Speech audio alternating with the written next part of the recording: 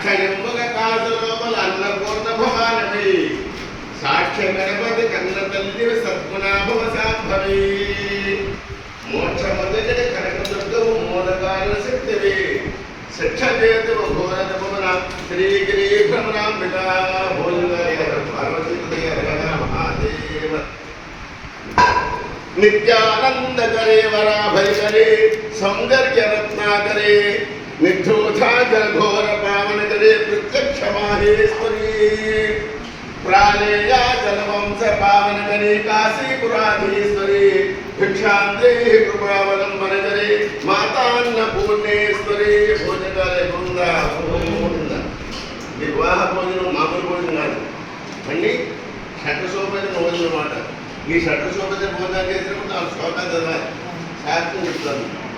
పూర్వం అలా చెప్పి 8,000 మంది వచ్చిన సరే భోజనం పెట్టి పద్యాలతో చెప్పేవారు. అలాగే మా జాగ్రత్త శర్మ గారు మా అమ్మాయి కూడా పెళ్లివారు జాగ్రత్త చేయించండి అని చెప్పి చెప్పారు. దాని విధంగా నేను ప్రత్యేకంగా మీకోసం స్పెషల్గా వచ్చి ఏర్పాటు చేస్తున్నాను.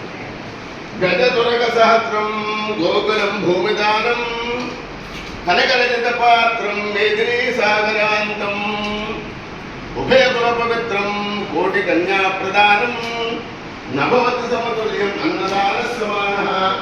కోటి కన్యాదానం లేని ఫలితం.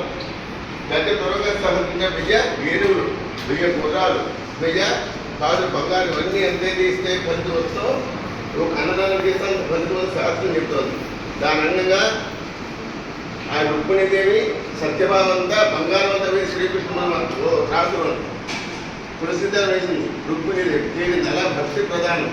ఎటువంటి అన్నదాన క్షేత్రంలో అన్నవర క్షేత్రం అంటే చాలా గొప్ప క్షేత్రం. మిగతా క్షేత్రం అన్ని చోట కూడా శివుడు ఉంటాడు, విష్ణువు ఉంటాడు, శక్తి పెడతా ఉంటాయి. కానీ అన్నవర క్షేత్రంలో మాత్రం బ్రహ్మ విష్ణు మహేశ్వరుడు కూడా ఒకే పీఠం తెలుస్తారు. పెద్ద చక్రాకారంగా బ్రహ్మస్వరూపము, లింగాకారంగా శివస్వరూపము, బిందుస్థానంలో హరి హర హిరణ్యకుడు అంటే బ్రహ్మ విష్ణు మహేశ్వరుడు ఒకే పీఠం తెలుస్తారు. ఎడమపక్క లక్ష్మి గౌరీ సరస్వతి, కుడి పక్కగా ఈశ్వరుడు, ఆగ్నేయ గణపతి, నైరుతి సూర్య భగవానుడు, వాయువ్యాన్ని బాలా త్రిపుతుంది, ఈశాన్యాన్ని శంకరుడు, మధ్యగా బ్రహ్మ, క్షేత్రపాలుడు సీతారాముల వారు, కోగుట్టూరు ముగ్గురు, వరదుర్గమ్మ వారు, కనదుర్గమ్మ వారు, నేరేణ తల్లి. సంవత్సరంలో దేవాలయే నదీ తీరే గోష్ఠే బృందావనే ప్రధానం. మరి ఏ కార్యక్రమం చేసినా దేవాలయంలో కానీ లేదా నదీతరం కానీ తులసివనం కానీ గోశాల కానీ చేయాలి. అన్నవర క్షేత్రంలో 500 పురోహితులు ఉన్నారు, అర్చకులు ఉన్నారు, సత్యనారాయణ బ్రహ్మవిష్ణు మహేశ్వరులు ఉన్నారు, పంపా నదీ తీరం ఉన్నది, గోశాల ఉన్నది, తులసివనం ఉన్నది, బెల్వాలు ఉన్నది. ఇటువంటి క్షేత్రం భారతదేశంలో ఎక్కడా లేదు. ఒక అన్నవర క్షేత్రం చేస్తే భారతదేశం ఫలితం అంతా కూడా పరమేశ్వరుడు పెంచుతాడు.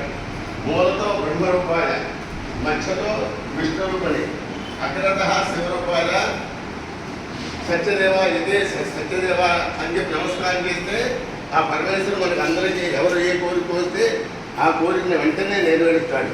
ఈ సత్యనారాయణ స్వామి క్షేత్రమని మీరందరూ కూడా ఆ భగవంతుడు అందుకుని ఎవరెవరే కోరికతో వస్తే ఆ కోరిక వెంటనే నెరవేరుతారు. లక్ష్మీనారాయణ సంపత్తిగా ఈ దంపతులు చేశారు కాబట్టి ఆ సత్య అనుగ్రహంతో శ్రీకృష్ణతో వంశోద్ధారణ అంటే మంచి సంతానం. అమ్మాయి మొత్తం పుడతాడు, తర్వాత అమ్మాయి పుడుతుంది. ఒక అమ్మాయి జన్మిస్తే 7 తరాలటు 7 తరాలిటు, అబ్బాయి జన్మిస్తే 7 తరాలటు 7 తరాలిటు, అమ్మాయి జన్మిస్తే 10 తరాలటు 10 తరాలిటు. అది ఏకముక్తి జరుగుతుందో తెలుస్తుంది. అట్టి క్షేత్రంలో మీరు ఆయన వివాహం చేసుకుని వచ్చి ఇక్కడ వ్రతాలు చేస్తున్నారు కాబట్టి ఆ సత్యదేవుడు మీకు అటువంటి భాగ్యాన్ని కలగాలని మనసామాధ్య పరమేశ్వరుని ప్రార్థిస్తున్నాం. అందరూ సత్యదేవునికి నమస్కారం చేయాలి.